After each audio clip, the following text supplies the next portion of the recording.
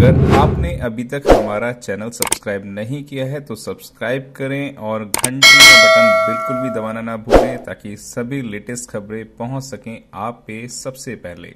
नमस्कार, SM news में आप सभी का स्वागत है। आज हैं हम कलम के उस जादूगर के साथ जिन्होंने अपनी कलम से पूरे देश प्रदेश की निगाहें और बहुजन समाज की आवाज़ को बदल के रख दिया है। शांति स्वरूप बौद्ध जी, जो अपनी किताबों से ही नहीं अपने व्यक्तित्व से भी पूरे देश के ऊपर हावी होकर सर चढ़कर बोलते हैं। शांति स्वरूप जी, आपका हमारे चैनल में स्वागत है। जय भीम। शांति स्वरूप जी, आप बहुजन समाज को रिप्रेजेंट्स करते हैं, बहुजन समाज की बात करते हैं, बहुजन समाज की किताबें छापते हैं। आप सभी महानुभावों की किताबें आपके समय प्रकाशन से आई हुई हैं। अधिकतर लोगों को जब हम लोग मिलते हैं या आपके सामने भी आई होगी, बाबा साहब के जो फ़ोटो है, लोग चाहते हैं कि वो गांधी की फ़ोटो की जगह बाबा साहब का फ़ोटो लगा रहे, जबकि फ़ोटो का कोई विशेष नहीं होता। लेकिन क्या कारण है कि वो लोग ऐसा चाहते हैं, बहुजन समाज के लोग, कि जो नोट के ऊपर फ़ोटो होना चाहिए वो बाबा साहब का होना चाहिए, गांधी का नहीं? उसके बारे में बताएं। देखिए, बात आपने बिल्कुल ठीक पूछी है जी, कि वास्तव में जो इस देश का बहुजन समाज है, जो आज अपने दुश्मनों को और अपने दोस्तों को पहचानने में कामयाब हुआ है, तो उसे गांधी जी बहुत अखरते हैं। कारण क्या है कि बेवर्ले निकोलस एक इंग्लिश राइटर हैं, उन्होंने इनसाइड एशिया नाम की एक किताब में बाबा साहब के बारे में लिखा है कि वो दुनिया के 6 विद्वानों में से एक थे। और उसी किताब में वो लिखते हैं कि बाबा साहब के हवाले से कि इस देश के बहुजनों का गांधी से बड़ा कोई दुश्मन हुआ नहीं।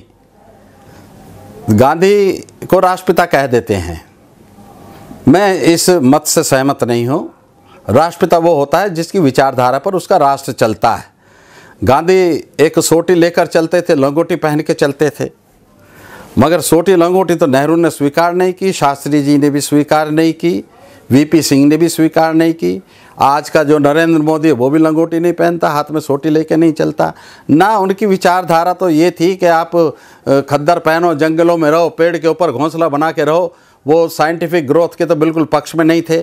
मगर आज देश जो साइंटिफिक ग्रोथ कर रहा है तो बाबा साहेब डॉक्टर अम्बेडकर की आइडियोलॉजी को फॉलो करके कर रहा है। तो जो राष्ट्र जिस महापुरुष के रास्ते पर चलता है वही राष्ट्र पुरुष है, वही राष्ट्रपिता है। तो बाबा साहेब डॉक्टर अम्बेडकर को ये सरकार भुला देना चाहती है। इस देश की जनता बाबा साहब को अपने सिरोधारी रखना चाहती है, और जो सरकार तो गांधी को स्थापित करना चाहती है, जनता बाबा साहब को स्थापित करना चाहती है। गांधी में अपने जो हमारे अधिकारों का हत्या हुई है वो तो गांधी के माध्यम से ही हुई है। और गांधी को बापू कहते हैं, हमारे बाबा साहब को बाबा कहते हैं। मैं तो दिल्ली वाला हूँ ना, हमारे बाप को कहते हैं बाबा और बापू कहते हैं बाप के बाप को। तो बहुत अंतर है बाप में और बापू में। गांधी एक दाई थे, बाबा साहब हमारे जो भावनाएं हैं उसके हिसाब से देखा जाए तो वो हमारी माँ थे। दाई कभी भी माँ का स्थान ग्रहण नहीं कर सकती।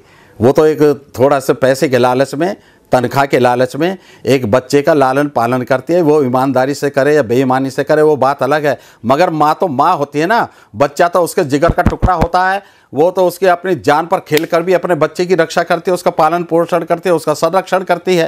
तो माँ में और दाई में जो अंतर है वो अंतर बाबा साहेब डॉक्टर अम्बेडकर में और गांधी जी में है। अब आप ये देखिए, जो हमारे भारतवर्ष का जो नोट है, हर एक पर गांधी को ले आए, हर एक पर गांधी को ले आए। क्या बेईमानी है?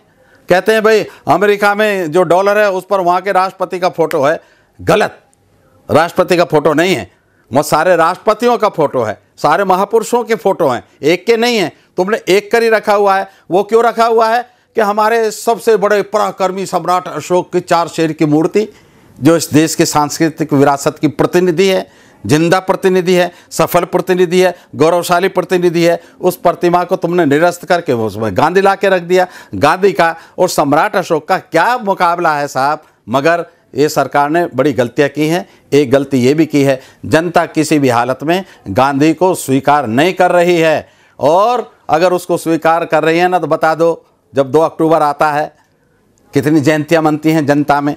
सब सरकारी महकमों में कार्यक्रम होते हैं, सरकारी लोग होते हैं, मगर बाबा साहेब डॉक्टर अम्बेडकर की जयंती का ये आलम है साहब, 2 महीने पहले शुरू हो जाती हैं और 2 महीने बाद तक चलती हैं। और ना केवल दिल्ली में चलती, राजधानी में, ना केवल महाराष्ट्र में चलती, उनके होमलैंड में, बल्कि सारी दुनिया में उनकी जयंतियाँ मनाई जा रही हैं। ज्यों ज्यों समय बीतता जा रहा है, बाबा साहेब डॉक्टर अम्बेडकर की छवि उतनी ही विस्तृत होती जा रही है। बाबा साहेब डॉक्टर अम्बेडकर की डेथ हुई थी 6 दिसंबर 1956 को, तो 7 दिसंबर को बम्बई के दादर चौपाटी पर जो उनका अंतिम संस्कार हुआ था, और वहाँ पर जो प्रवचन हुए थे उसमें डैडी एन शिवराज ने एक प्रवचन दिया था और उसमें कहा था कि dad Ambedkar is more powerful than lived Ambedkar, यानी कि जो मृत अम्बेडकर है, जो मरे हुए अम्बेडकर हैं, वो जीवित अम्बेडकर से अधिक शक्तिशाली हैं। तो बाबा साहेब डॉक्टर अम्बेडकर की शक्ति उनके जाने के बाद आज सारी दुनिया में बड़े आराम से आप देख सकते हैं। उनकी जयंतियाँ,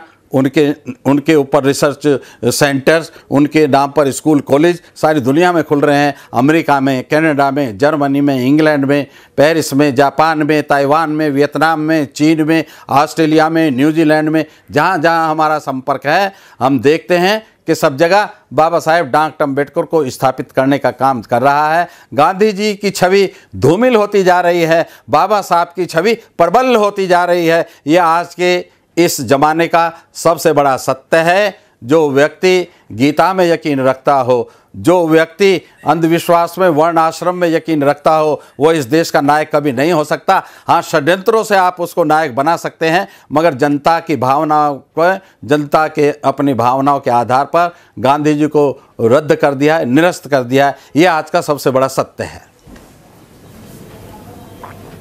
आप थे हमारे साथ शांति स्वरूप बाबूजी, जिन्होंने बड़ी खूबसूरती से बताया कि आज क्यों बहुजन समाज का हर युवा युवती और लोग क्यों चाहते हैं बाबा साहब का नोट पे फोटो।